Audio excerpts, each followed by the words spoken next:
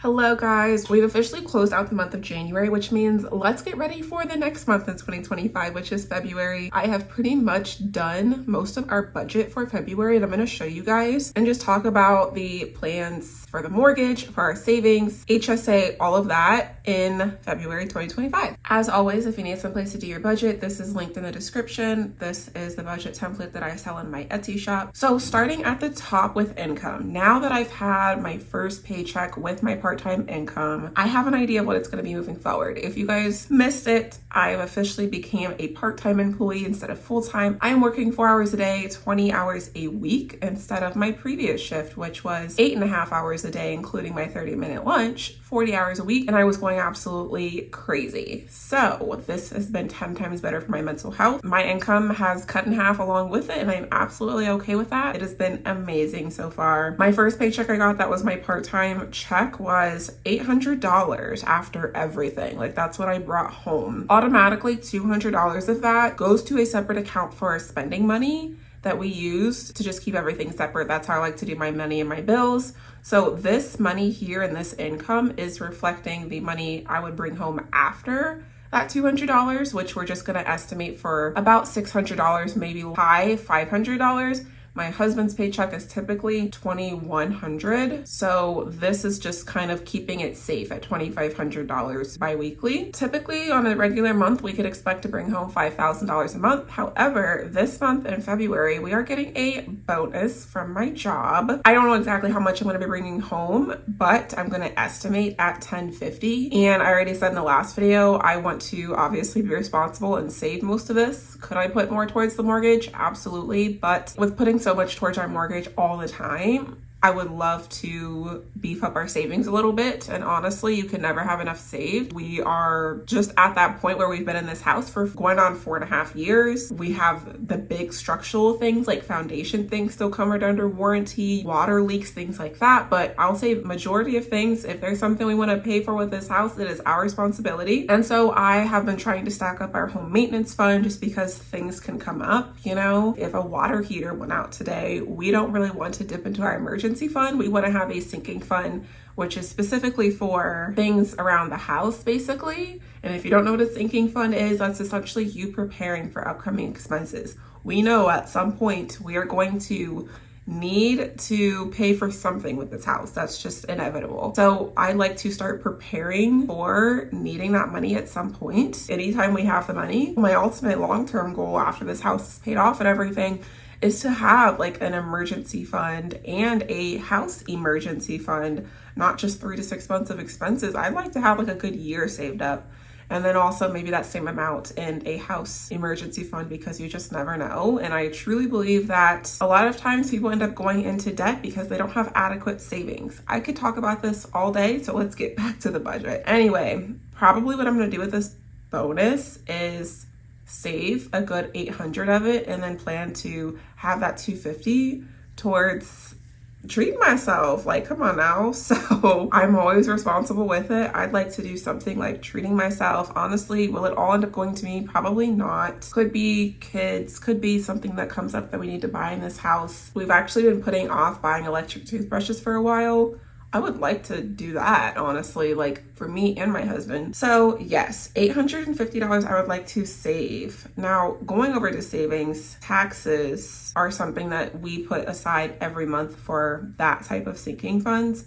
We're going to plan to do this with our first paycheck, which would be 2/7. I want to actually, moving forward, I want to have things be mainly saved in the beginning, but then we will have a little bit left over with the second paycheck. So actually, let's plan to do the $500 the second time around, and then the other things we're going to do the first time. So I kind of want to plan for what are we going to have to use our first paycheck for. Usually I will use our first paycheck for putting the money aside for all of our bills, pay the mortgage payment. The initial mortgage payment's been how I've been doing it this year. So all together I drag it and it tells me in the bottom right hand corner that all the bills that I'm estimating for and the mortgage payment's going to come to $2,235.80. Could the electric bill and the gas bill go down? Yes. Do I want to underestimate? No. We'll put aside $1,065 for the bills. Then we'll pay the mortgage. That'll leave us with about, let's say, $250. Could end up saving some of the other sinking funds. Obviously, this is all an estimate. We'll see what exact figures are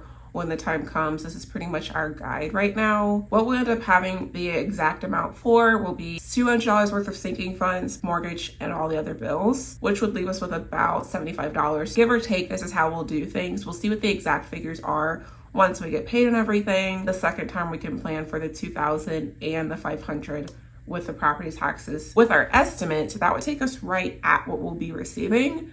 However, we also get money from other sources, thankfully. You know, my YouTube channel, our Etsy shop, things like that, maybe TikTok, but I honestly don't even plan for TikTok anymore just because the amount of money that I've been getting from TikTok has been somewhat insignificant, to be honest with you. TikTok has not been showing me any love. That's neither here nor there. As of today, as I'm filming this video, we have about 4 days left of January. So with what I'm expecting, with what I've received so far from YouTube and my Etsy shop, that's where most of the funds are going to be coming from for this. We'll just estimate $350 by the end of the month. I also have been trying to put aside 20% for taxes with other money that we get, because obviously tax isn't coming out of that.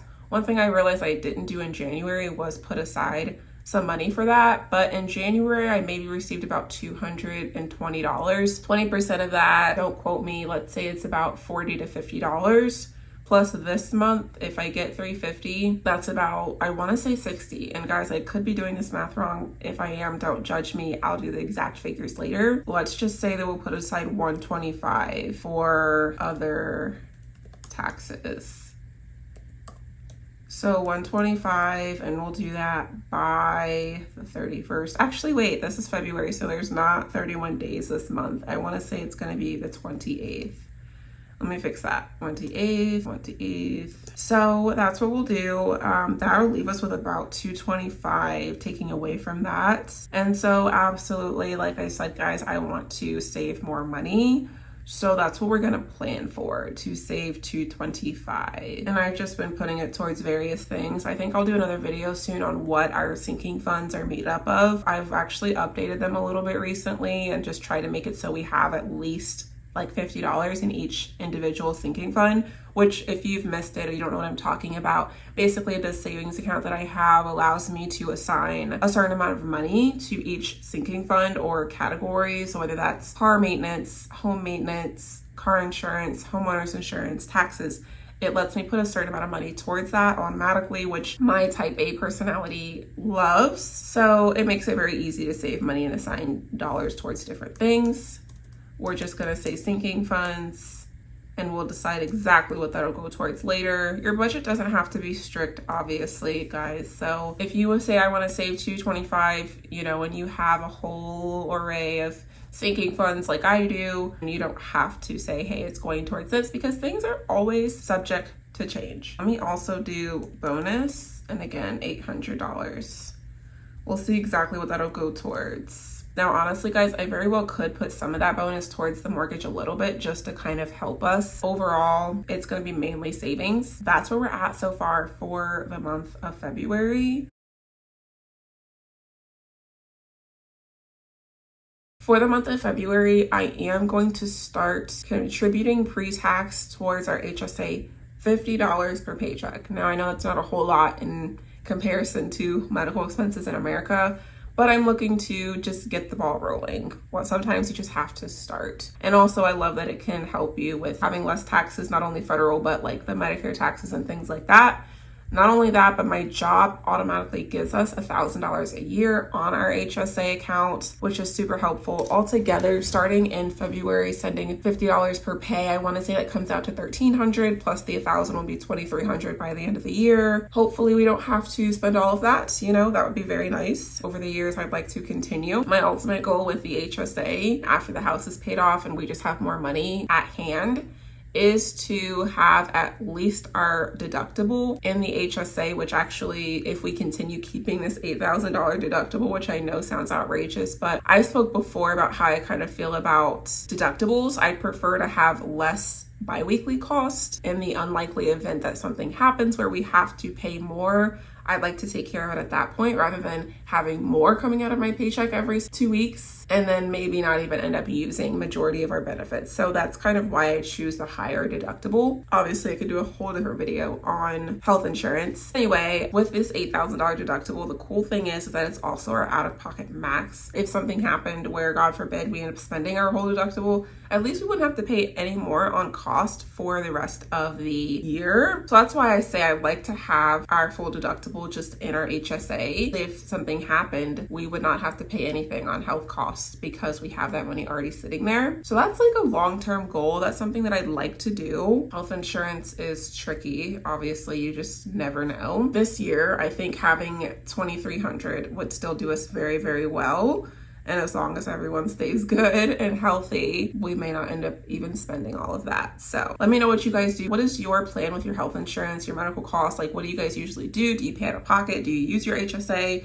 Do you use an FSA? Very curious on everyone else's. Do you like my idea of hoping to someday be able to have just a separate account, either in your HSA or in your savings account for your deductible to help prepare yourself? I'm all for organizing and planning if I can. That's just me. But thank you so much for watching. Like the video, subscribe if you're new, and I will see you next time.